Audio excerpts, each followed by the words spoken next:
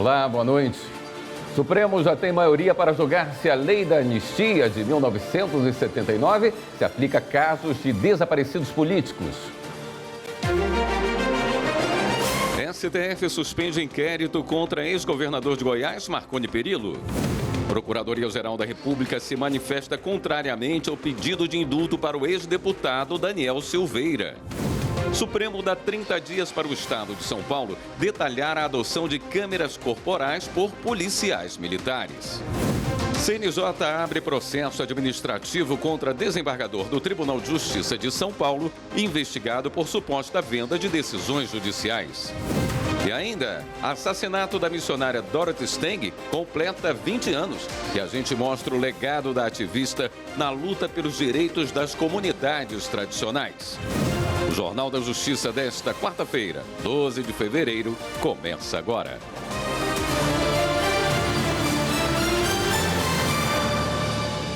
O ministro Gilmar Mendes, do Supremo Tribunal Federal, suspendeu o inquérito da Polícia Federal que investiga o ex-governador de Goiás, Marconi Perillo, por supostos desvios de dinheiro na área da saúde durante o governo dele.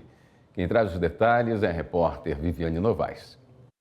A decisão do ministro Gilmar Mendes atende à defesa do ex-governador de Goiás. De acordo com a Polícia Federal, os desvios de dinheiro no governo de Marconi Perillo teriam sido intermediados por uma organização social que mantinha contrato com a gestão para a prestação de serviços a 2 hospitais estaduais de emergência. Ela subcontratava empresas ligadas a políticos e aos próprios administradores e receberam 900 milhões de reais do Sistema Único de Saúde.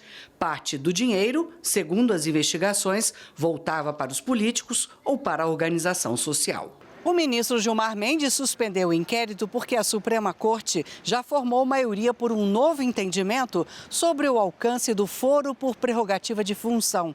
Um benefício que garante a parlamentares federais o julgamento em tribunais superiores e não na primeira instância da Justiça. Para o ministro, a suspensão é necessária para evitar constrangimento ilegal para a defesa de Marconi Perillo e também para a apresentação de denúncia diante do juízo competente. O inquérito que envolve o ex-governador tramita na 11ª Vara Criminal Federal de Goiás. A suspensão do inquérito vale até o julgamento de mérito da reclamação de Marconi Perillo ou até um entendimento contrário da Corte. A decisão de Gilmar Mendes será levada para referendo de outros ministros no plenário virtual da 2ª turma do STF, na sessão agendada entre os dias 21 e 28 de fevereiro. O Supremo já tem maioria para julgar se a lei da anistia de 1979 se aplica a casos de desaparecidos políticos. Acompanhe na reportagem de Carolina Chaves. A relatoria da ação é do ministro Flávio Dino, que pede para que os demais ministros se manifestem sobre a possibilidade ou não de analisar a lei da anistia nos casos de desaparecimentos da época da ditadura militar. A lei da anistia de 1979 extinguiu a punibilidade dos crimes políticos cometidos durante a ditadura militar. O ministro Flávio Dino entendeu que o perdão para os crimes de ocultação de cadáver ocorridos antes da vigência da lei da anistia continuam ininterruptos, além da dor dos familiares dos desaparecidos que nunca puderam exercer o direito ao luto. A lei de anistia, ela concedeu perdão para atos praticados entre 61 a 79. No crime permanente, juridicamente falando, a consumação se protrai no tempo. Então, até os dias posteriores ao marco temporal da lei de anistia, esse crime estaria consumando, se protraindo no tempo. E aí essa discussão, afinal, vai se aplicar ou não também para os crimes permanentes? Ao reconhecer ser matéria constitucional, Dino afirmou que o artigo 211 do Código Penal, na modalidade ocultar, tem esse caráter permanente. Ora, quem oculta e mantém oculto algo, prolonga a ação até que o fato se torne conhecido. O crime está se consumando, inclusive, na presente data.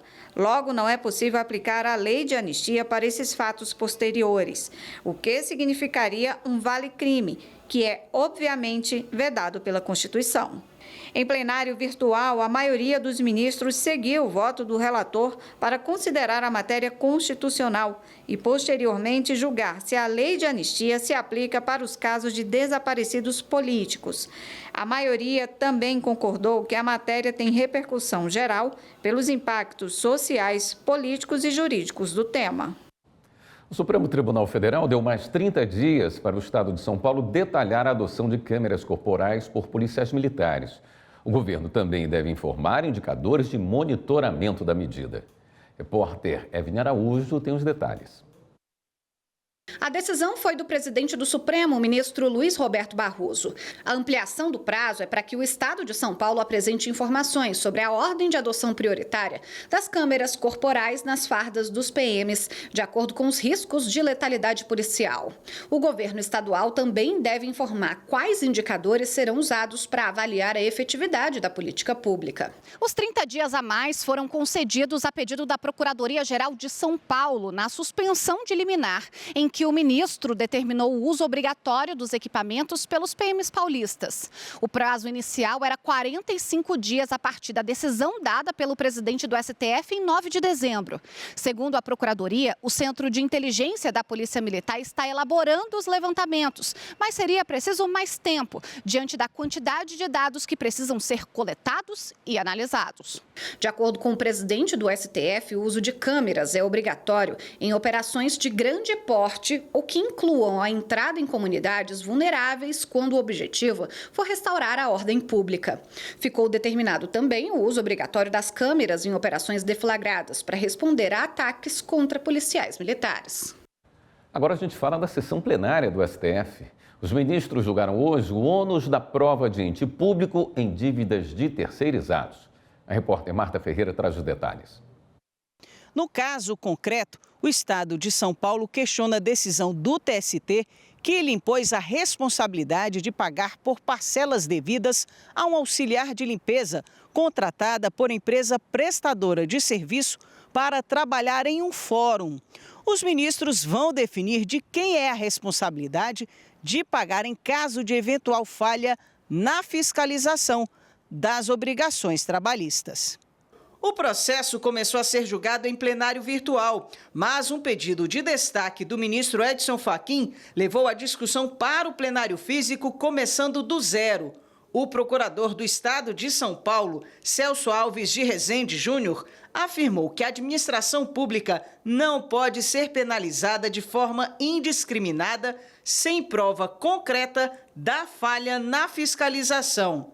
O CPC e a CLT estabelecem regras claras sobre o ônus probatório e a responsabilidade de demonstrar a suposta omissão recai sobre quem alega. Entretanto, ao transferir esse encargo ao ente público, a Justiça do Trabalho cria uma presunção de culpa que não encontra respaldo nem na lei, nem na jurisprudência deste Supremo Tribunal Federal. Interessados no tema também se manifestaram no plenário.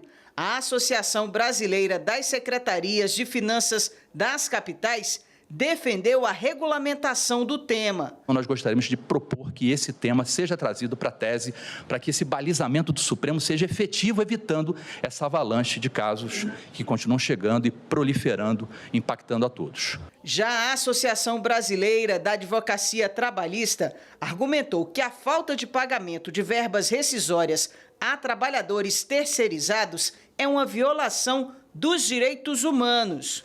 Transferir o ônus da prova para o empregado que não tem acesso aos contratos feitos pela administração pública, que não tem acesso aos mecanismos de monitoramento e fiscalização adotados ou não pelo Estado, é impor uma obrigação desproporcional. É afirmar que esse trabalhador, que tem o rosto de Maria Cecília, de mulher terceirizada, trabalhadora da limpeza, que muitas vezes não recebeu sequer seu salário, terá ainda que realizar a prova de que a administração pública não fiscalizou, uma prova negativa. A representante da CUT defendeu a responsabilização do setor público e não do trabalhador. Não se mostra crível a transferência ao empregado da fiscalização, nem mesmo sob o argumento de que o trabalhador tem outros meios para realizar essa prova. Por fim, se pode me permitir, Não é possível permitir, no século XXI, que a administração se beneficie de um trabalho sem que o trabalhador receba. As pessoas trabalham e têm direito a receber. E, nesse sentido, o estado das coisas é que há profundas violações a direitos fundamentais e, especificamente, ao princípio da Carta de Filadélfia de 1934, que diz que o trabalho não é uma mercadoria. O relator do caso, o ministro Nunes Marques, aceitou o pedido feito no recurso, afastando a responsabilidade subsidiária da administração pública. Descabe transferir para a administração pública, por presunção de culpa, a responsabilidade pelo pagamento dos encargos trabalhistas, fiscais e previdenciários devidos a empregado em empresa terceirizada. Não lhe é atribuído nem mesmo o dever de provar que não falhou em seus deveres legais. A demonstração da culpa somente pode decorrer do exame dos elementos probatórios existentes no processo, aptos a revelarem o procedimento culposo do ente público.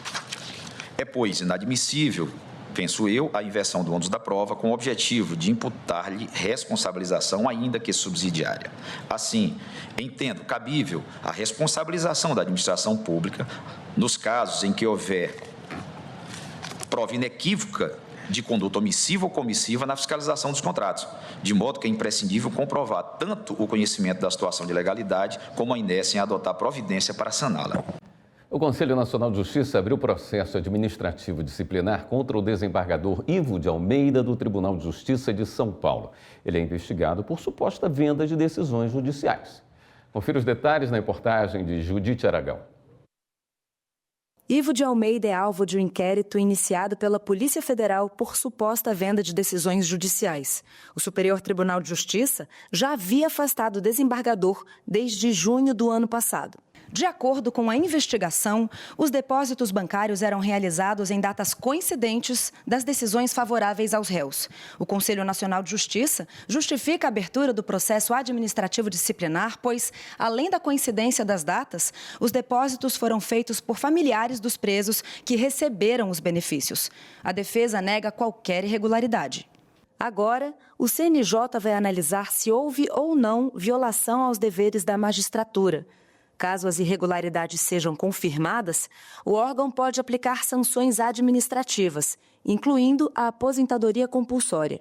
De acordo com o presidente do CNJ e do STF, ministro Luiz Roberto Barroso, a abertura do processo não implica em presunção de culpa, mas sim uma oportunidade de defesa do magistrado, que segue afastado das funções enquanto aguarda a conclusão do julgamento.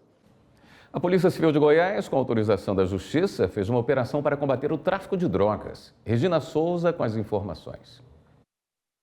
Foram cumpridos 11 mandados de prisão e 11 mandados de busca e apreensão e o sequestro de R$1 milhão em Goiânia e na cidade de Senador Canedo contra integrantes de uma associação criminosa voltada ao tráfico de drogas. Eles tinham uma central de delivery responsável pelas entregas em Goiânia e cidades vizinhas. O grupo criminoso atuava há pelo menos 2 anos com cerca de 10 entregadores. 70 policiais civis participaram da operação. Procuradoria-Geral da República se manifesta contrariamente ao indulto para o ex-deputado Daniel Silveira. Polícia Federal faz operação contra o tráfico de drogas para a Europa. E ainda, PF e Receita Federal prendem 3 pessoas de quadrilha especializada em contrabando. Confira os detalhes. Policiais federais e servidores da Receita Federal fizeram operação em Curitiba, Paraná, contra uma quadrilha especializada em importar ilegalmente mercadorias da China. As equipes identificaram um caminhão transportando um container lacrado para um depósito e que deveria seguir para o Paraguai com centenas de mercadorias estrangeiras sem documentação. Além de brinquedos e mochilas, foram apreendidas armas, munições e acessórios, como carregadores de alta capacidade. Outro caminhão foi encontrado com um container vazio e sem o lacre da Receita. Os 2 motoristas e o responsável pelo depósito foram presos. As mercadorias estão avaliadas em mais de R$500 mil. Em outra operação, a Polícia Federal e a Polícia Militar do Estado de São Paulo desarticularam em Guarulhos uma organização criminosa especializada no envio de drogas para países da Europa. O grupo colocava entorpecentes em aeronaves no Aeroporto Internacional de Guarulhos. Foram cumpridos 6 mandados de prisão temporária e 8 de busca e apreensão. Foi determinado o bloqueio patrimonial de até 15 milhões de reais dos bens dos investigados para a reparação dos danos. E a Procuradoria-Geral da República se manifestou contra o pedido de indulto da defesa do ex-deputado Daniel Silveira. A PGR recomenda a manutenção da revogação e cita violações às condições impostas, como sair de casa em horários proibidos, frequentar locais públicos e posse não declarada de arma de fogo. Além disso, a Procuradoria se manifestou contra a decisão do indulto presidencial, argumentando que os crimes pelos quais ele foi condenado não se enquadram nos benefícios do decreto. O pedido retorna ao Supremo Tribunal Federal para análise do ministro Alexandre de Moraes. No dia 12 de fevereiro de 2005, a missionária Dorothy Stang foi assassinada no Pará porque contrariou interesses de latifundiários e de garimpeiros. A ativista deixou um legado de luta pelos direitos das comunidades tradicionais. Nós vamos acompanhar agora uma reportagem especial de Carolina Chaves sobre o trabalho de Dorothy Stang e como está a situação na região 20 anos após o assassinato.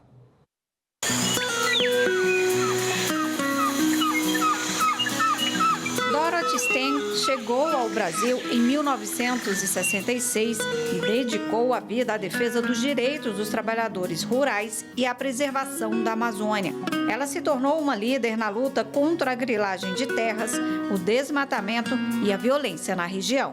A Dorothy ela é uma ativista, uma pessoa, uma religiosa, muito preocupada com essa questão da natureza, do meio ambiente, da terra. Ela amava a terra, né? Amava profundamente a terra, amava profundamente a floresta e amava profundamente o povo da floresta. Por causa da atuação em defesa da Amazônia, Dorothy contrariou fazendeiros, garimpeiros e madeireiros. A missionária americana foi assassinada com 6 tiros no dia 12 de fevereiro de 2005, no município de Anapu, no Pará.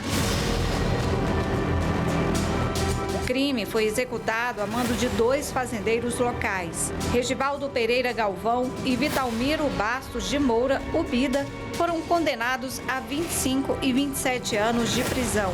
Outras 3 pessoas que executaram o crime foram condenadas a penas que variam de 17 a 18 anos. José Batista é advogado da Pastoral da Terra e atuou no julgamento dos assassinos de Dorothy como assistente de acusação. Ele afirma que até hoje recebe ameaças pelo trabalho que faz na Pastoral da Terra. Eu, por exemplo, tive que ficar fora da região por um tempo em razão de ameaças. Infelizmente, os programas existentes de proteção a defensores de direitos humanos, como o Programa Federal e o Programa Estadual, não têm tido condições de dar uma resposta satisfatória nesse processo de proteção das lideranças ameaçadas. De acordo com a Comissão Pastoral da Terra, nos últimos 20 anos, 226 pessoas envolvidas na defesa da Amazônia foram assassinadas. Em apenas 22 casos, os criminosos foram julgados, com 13 condenações e 9 absolvições. Passado 20 anos do assassinato da Dorothy, nós aqui na Amazônia vivemos uma situação muito crítica com o avanço do desmatamento, com o avanço da mineração sobre territórios indígenas, a expansão do agronegócio, a entrada também do narcotráfico na Amazônia. Nós estamos diante de uma situação de agravamento das questões no campo, né, da violência no campo. Apesar das dificuldades, o trabalho de Dorothy Stang inspirou a criação de organizações que lutam pela preservação da Amazônia e pelos direitos dos povos da região. O comitê que leva o nome da missionária, por exemplo, foi formado por ativistas de direitos humanos, religiosos e jovens logo após o assassinato dela. O objetivo é dar continuidade à defesa dos pequenos agricultores que respeitam a natureza. O Comitê Dorothy ele continua existindo com a tarefa de manter viva a memória da Dorothy e também a acompanhar, né, dar continuidade ao legado de luta dela junto aos trabalhadores em Anapu. O povo não fugiu, o povo não abandonou a luta. A iDorothy foi a semente plantada e nós somos os frutos.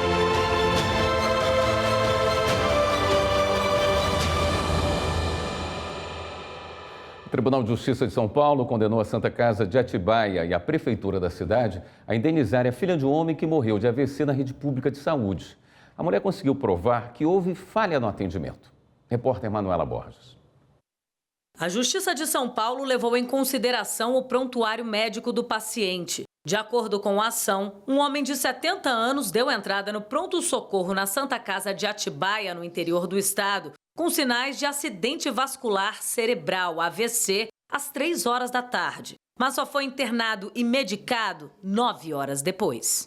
Na decisão em segundo grau, a juíza afirmou que o laudo pericial comprova que não houve a adoção das medidas terapêuticas e exames gerais de urgência que o AVC exige, tais como monitoramento respiratório e saturação de oxigênio, controle pressórico e controle glicêmico. Daí, ainda que não tenha sido estabelecido o nexo causal entre o atendimento prestado e o óbito do periciando, o laudo pericial constatou negligência cometida pela parte requerida, ou seja, pelo hospital.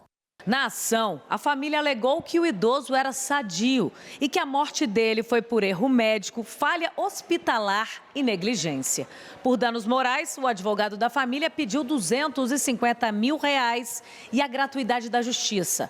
Mas o Tribunal de São Paulo, atendendo aos critérios de razoabilidade e proporcionalidade, fixou em R$100 mil a indenização para a filha do falecido. Para os desembargadores de São Paulo, a indenização não tem como objetivo reparar o sofrimento da família, uma vez que não tem como medir a dor. Entretanto, a decisão tem caráter reparatório educativo para que o hospital tome as medidas cabíveis para que o problema não volte a se repetir.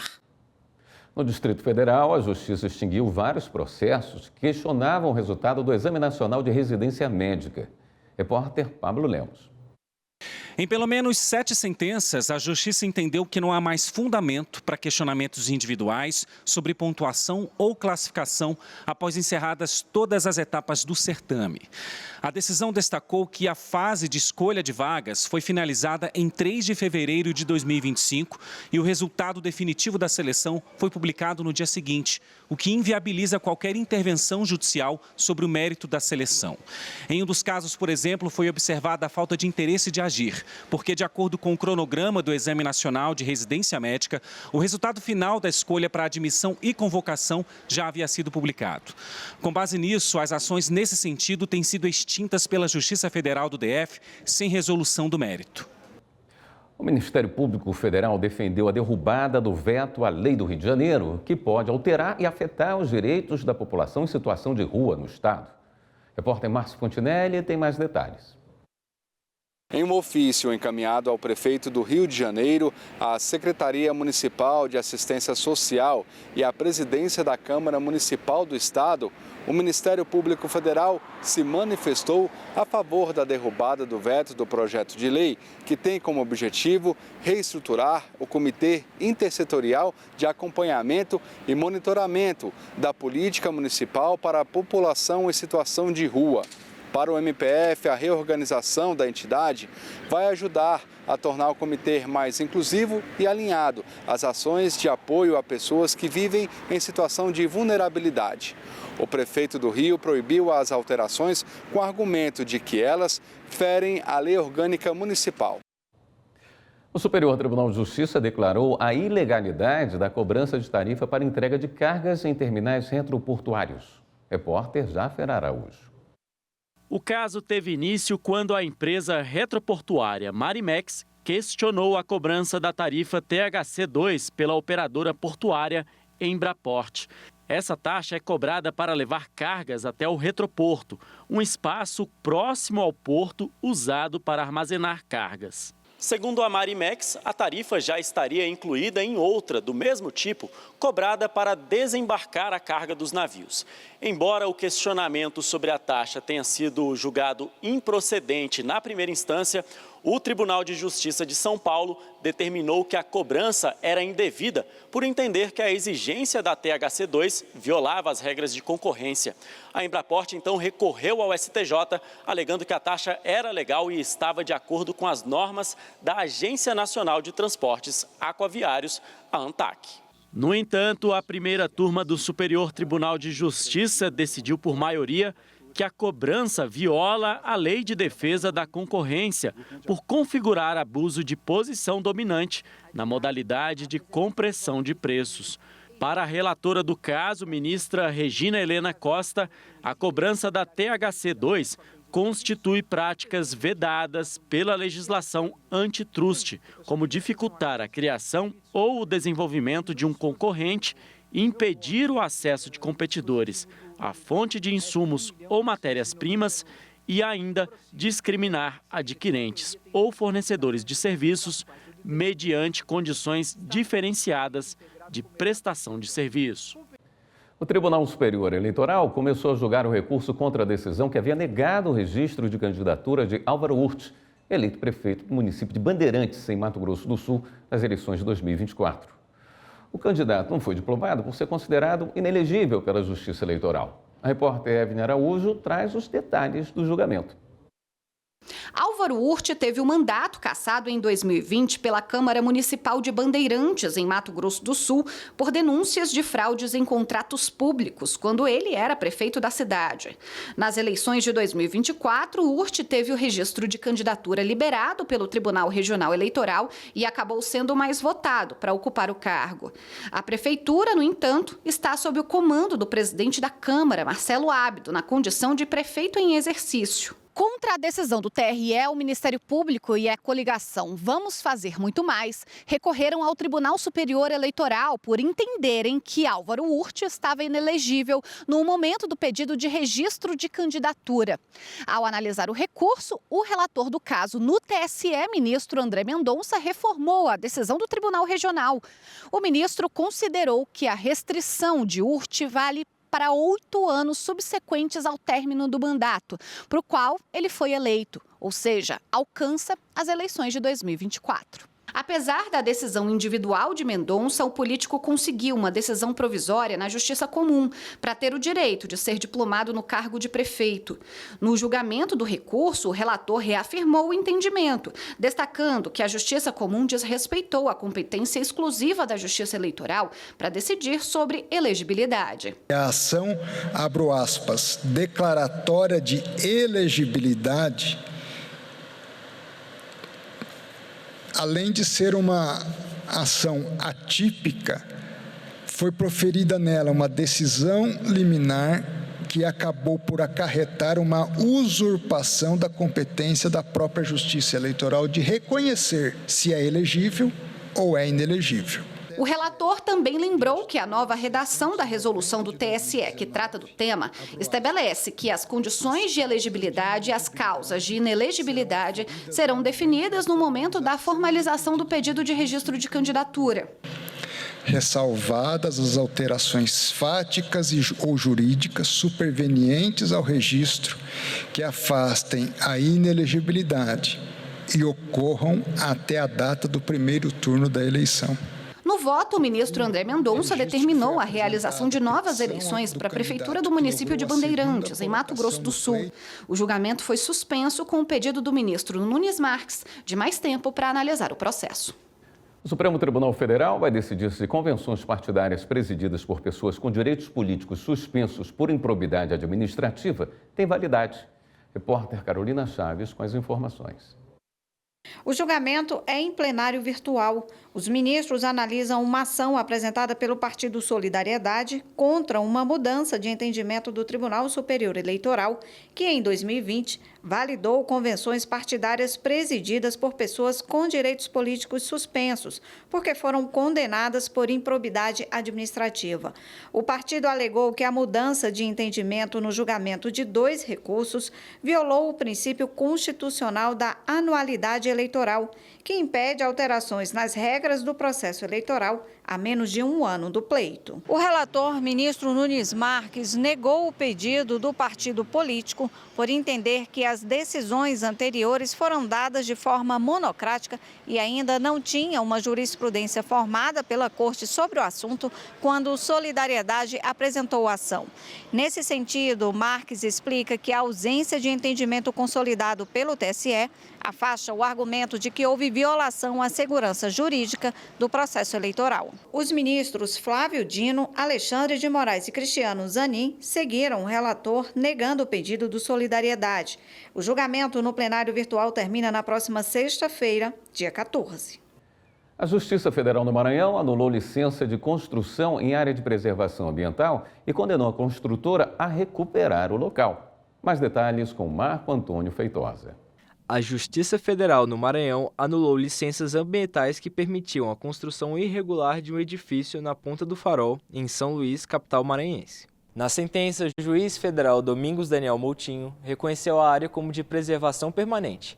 O magistrado considerou imagens de satélite e perícias técnicas juntadas ao processo mostrando a existência de dunas e de restinga no local antes do início das obras e a posterior degradação ambiental causada pelo empreendimento. Na decisão, o juiz determinou a imediata paralisação de qualquer intervenção ou construção no local e condenou a construtora e o proprietário da empresa a recuperarem a área degradada e a realizarem a restauração florestal. O município de São Luís também está proibido de conceder novos alvarás de construção para o local.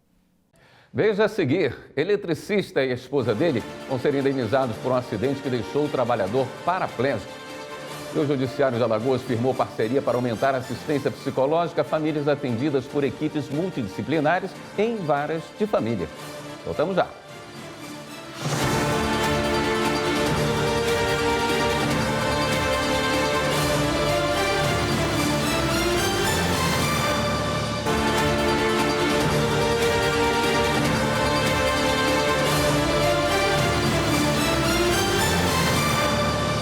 Um eletricista e a esposa dele vão ser indenizados por um acidente de trabalho que deixou o trabalhador paraplégico.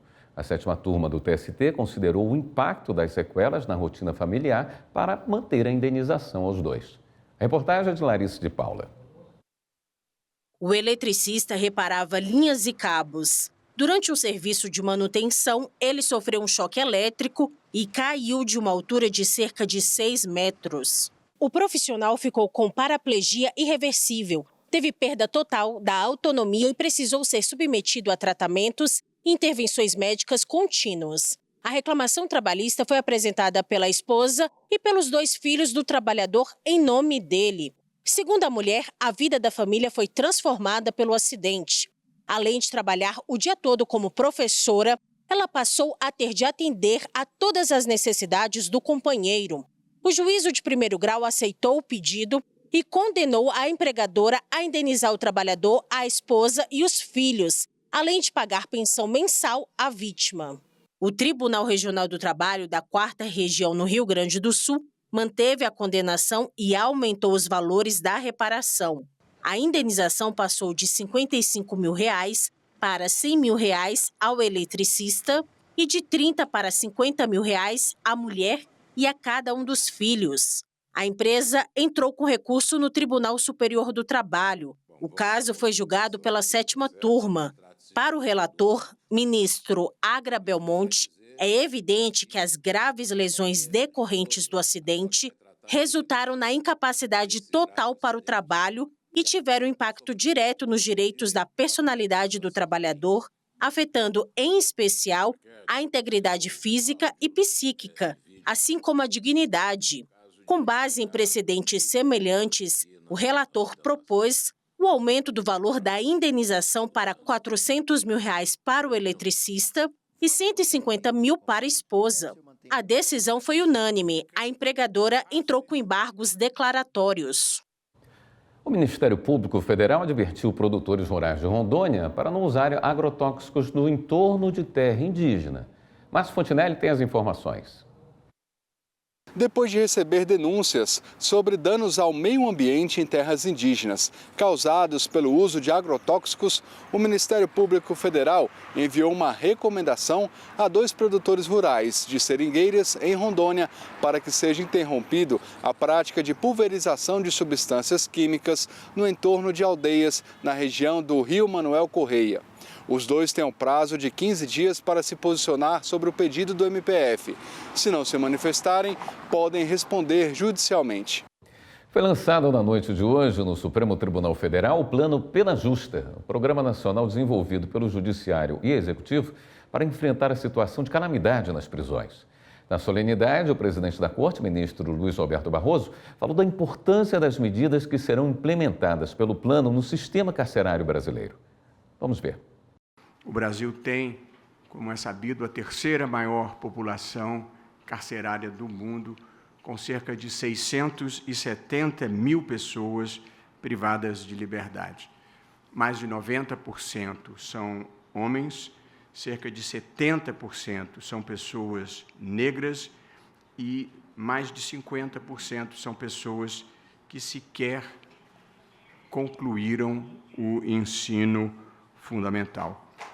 As unidades prisionais brasileiras, elas se encontram superlotadas, repletas de violência e sem recursos para assegurar um mínimo de dignidade a essas pessoas.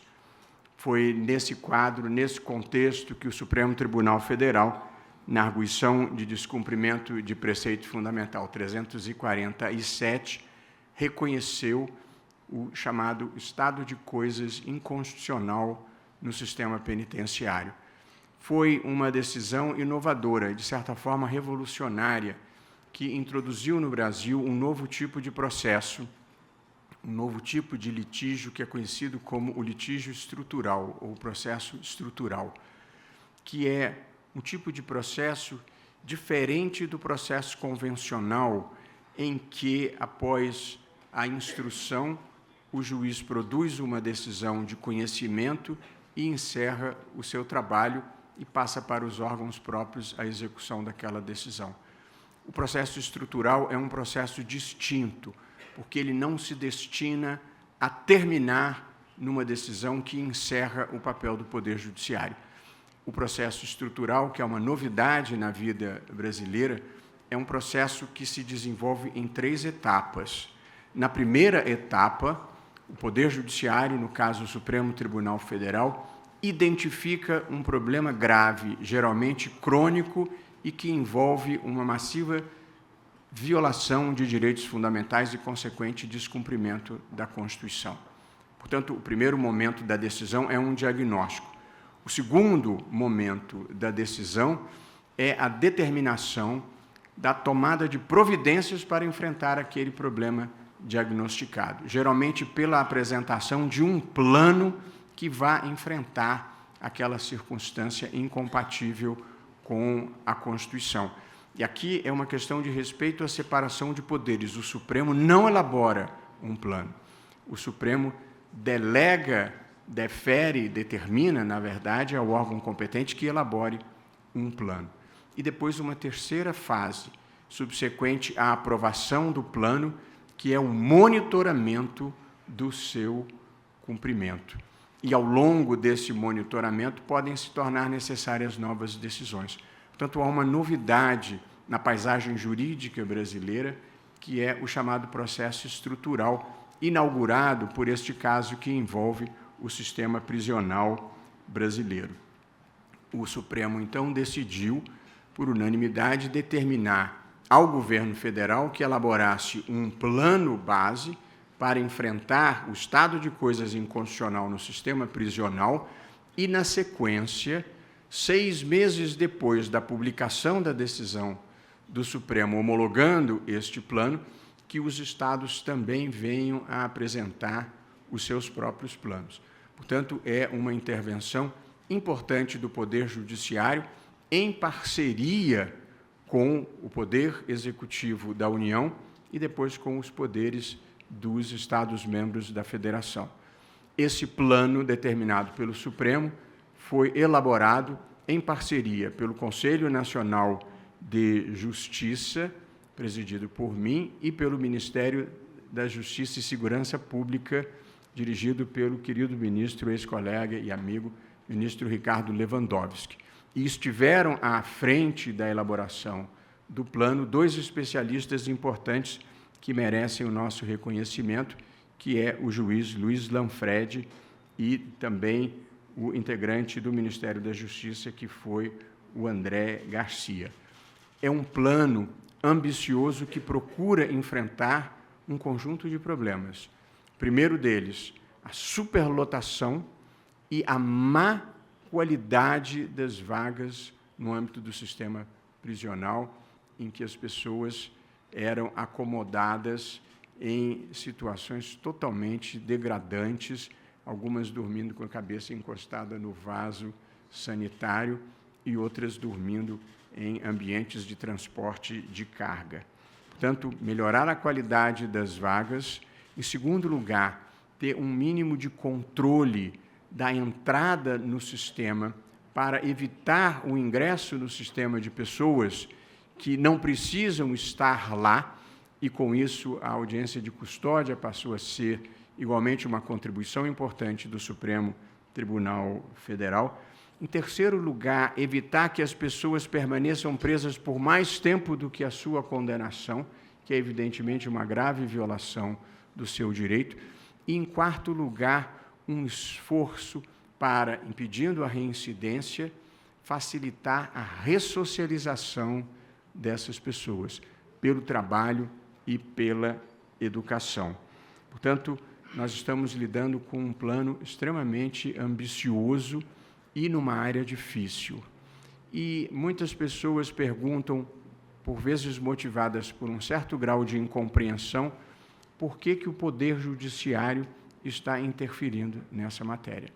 E aqui há duas razões simples de justificar o papel do Poder Judiciário. A primeira delas é que o sistema prisional envolve uma dramática violação dos direitos fundamentais dessas pessoas, que não são bichos, são seres humanos como todos nós, que foram condenadas, essas pessoas, a passarem um determinado período em privação de liberdade para a proteção da sociedade, que pode ser muito importante em muitos contextos. Elas não foram condenadas a comer comida estragada, elas não foram condenadas a sofrer violências físicas, elas não foram condenadas a sofrer violências sexuais, elas não foram condenadas a conviver com todo tipo de doença contagiosa. Seria uma extrema perversidade do Estado, embora isso povoe algumas mentes ainda pelo mundo afora, achar que essas pessoas devem ser atiradas no lixo do sistema prisional. São pessoas que não perderam a sua dignidade, apenas perderam a sua liberdade. E as pessoas nessa vida precisam muitas vezes ser mais compreendidas quando menos pareçam merecer. E, portanto, é o papel do Estado, em nome da Constituição, assegurar a integridade física e moral dessas pessoas. É o que determina a Constituição. E quem não acha isso bom não deve acusar o Supremo. No fundo, não gosta é da Constituição. Mas há uma segunda razão pela qual o Supremo precisa intervir nessa matéria. É que é essencial para uma boa política de segurança pública o Estado brasileiro reassumir o controle do sistema prisional, por duas razões. A primeira é que existem hoje no sistema penitenciário mais de 70 facções, tal como monitorado pelo Ministério da Justiça e da Segurança Pública.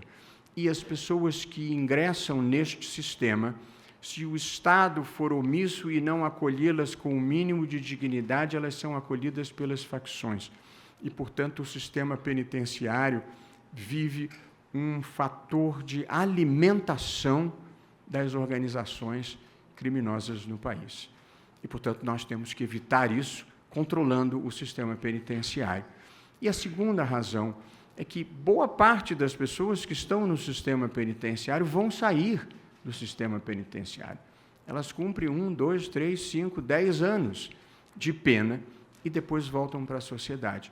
E se nós não zelarmos para que elas voltem melhores do que entraram, nós vamos permitir que elas voltem mais danosas para a sociedade, mais perigosas para a sociedade do que eram quando ali entraram. De modo que não adianta lidar com este problema com raiva ou com absoluta falta de empatia, na crença de que cada um ou os seus jamais vão passar por essa situação. A falta de empatia é a incapacidade de se colocar no outro pela crença de que a gente jamais vai passar por aquilo. E, portanto, o que nós estamos tentando fazer aqui é um exercício de empatia, não com ingenuidade, não com desapreço à situação das vítimas e não para oferecer mordomias inaceitáveis para essas pessoas, apenas para dar condições mínimas de dignidade para que elas não saiam de lá piores do que ingressaram. E, portanto, o plano Pena Justa, que é esse que nós estamos hoje apresentando, ele tem a pretensão de ser uma virada de chave nessa trajetória disfuncional do sistema prisional brasileiro.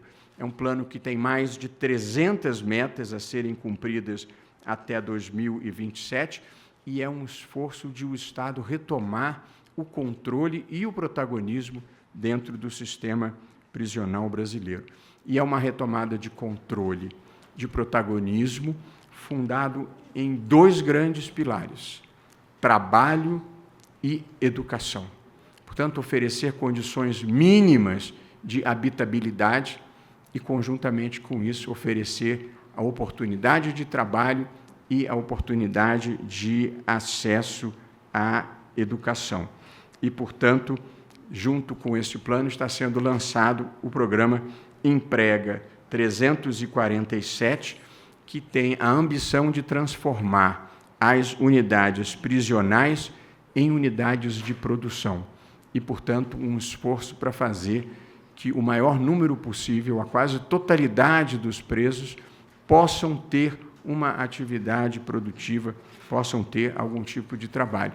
E é por essa razão que nós estamos assinando hoje um acordo com o Ministério dos Transportes, com a Agência Nacional de Transportes, com o Departamento Nacional de Infraestrutura e com a Infra SA, instituições, o Ministério dos Transportes, aqui representado pelo doutor Jorge Santoro, para que os presos possam trabalhar nos grandes programas de infraestrutura do Programa de Aceleração do Crescimento e trabalharem em projetos de construção de estradas, construção de rodovias e construção de ferrovias e, portanto, dando oportunidade a essas pessoas de servirem ao país e receberem um salário.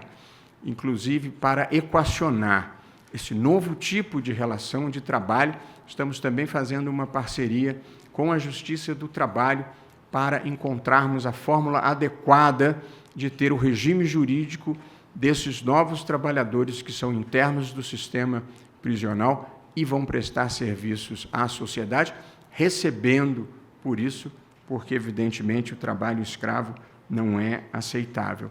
Em relação aos presídios femininos e para as mulheres, estamos fazendo uma parceria com o Ministério do Empreendedorismo, da Microempresa e da Empresa de Pequeno Porte para acolher em programas de trabalho, em unidades de produção, as mulheres internas no sistema penitenciário.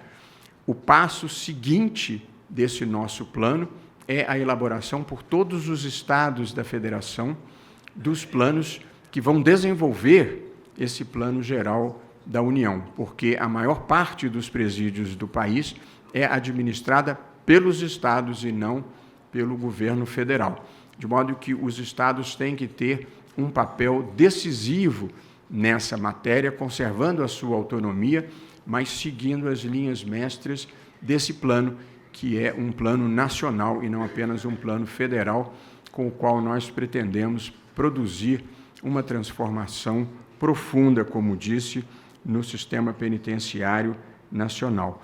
E porque não há política pública que possa funcionar sem um monitoramento adequado, nós também estamos firmando parceria com a Controladoria Geral da União, aqui representada pelo ministro Vinícius Carvalho para monitorar a execução desse plano. Todo plano, toda política pública precisa de monitoramento. Se não tiver monitoramento, você não tem como saber se ela está funcionando, para nós investirmos mais energia no que vai bem e, eventualmente, reformarmos o que não esteja indo bem. Política pública que não é monitorada, a gente não sabe se funciona. Eu gosto sempre de lembrar um episódio que ocorreu numa cidade medieval italiana em que havia uma infestação de ratos. E, para enfrentar a infestação de ratos, a municipalidade passou a pagar um dinheiro para quem entregasse um rato morto. Um ano depois, eles foram monitorar para ver se havia reduzido expressivamente a quantidade de ratos e havia aumentado de maneira muito significativa, porque a população passou a criar rato para vender para o governo.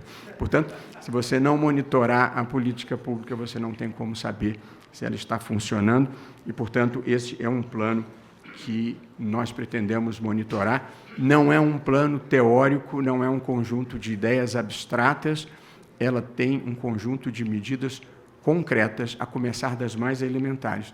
Quando tudo começou, eu me reuni com o Luiz Lanfred, que dirige o Departamento de Monitoramento e Fiscalização do sistema, e disse para ele que considerava um elemento importante da dignidade da pessoa humana, sobretudo nos estados mais frios da federação, que houvesse pelo menos água quente nos presídios. E ele me olhou com um ar cético e disse: ministro, primeiro é preciso ter água. Portanto, nós tivemos que começar mais lá atrás ainda do que imaginávamos. É um quadro muito ruim que nós hoje estamos iniciando o processo de transformação. Já há alguns lugares em que esse processo já está em desenvolvimento. Eu, na segunda-feira, estive com o conselheiro Rotondano em Barreiras, visitando um presídio e lançando um projeto de educação dos presos e de acesso à cultura com a distribuição de livros e com uma roda literária, um momento extremamente importante. E, como disse, não adianta a gente querer reintegrar essas pessoas se elas forem tratadas com raiva, com desprezo, com absoluto desapreço. A gente precisa ter a compreensão de que, pelo bem da sociedade, se não for apenas pelo bem que a gente deve ter no tratamento das pessoas, é preciso dar a elas condições de se reintegrarem à sociedade. Portanto, é para isso que nós estamos reunidos aqui, para o lançamento desse plano e esse esforço dificílimo de mudar um estado de coisas inconstitucional, de mudar um estado de coisas de profunda indignidade, de mudar um estado de coisas que faz o país ficar pior. E, portanto, é um esforço muito difícil. Ninguém pode garantir com certeza absoluta que tudo vá funcionar. Mas nós estamos empenhados em fazer com que ele funcione. Esse não é um dos problemas na vida que a gente resolve, porque ele é um problema em toda parte do mundo, mas é um tipo de problema que a gente faz ficar menos grave, menos lesivo à sociedade. E é esse o nosso compromisso, é esse o nosso esforço. E eu queria agradecer a todos os que participaram das dezenas de audiências públicas e das milhares de sugestões que vieram e que muitas foram acolhidas. Como disse, é tudo muito difícil. As coisas, às vezes, na vida são muito difíceis quando a gente quer muito e está determinado a fazer. Se a gente não se empenhar muito, elas são simplesmente impossíveis. De modo que esse é o meu sentimento, fazer o melhor que a gente pode, porque na vida o máximo que a gente pode fazer é cumprir bem o próprio papel, sem a garantia, muitas vezes, de que a gente vai conseguir. Mas o nosso papel é cumprir bem as missões que a vida nos dá. E na frase boa do Amir Klink, na vida, o maior naufrágio é não partir. Muito obrigado. E o Jornal da Justiça fica por aqui. Uma boa noite para você. Até amanhã.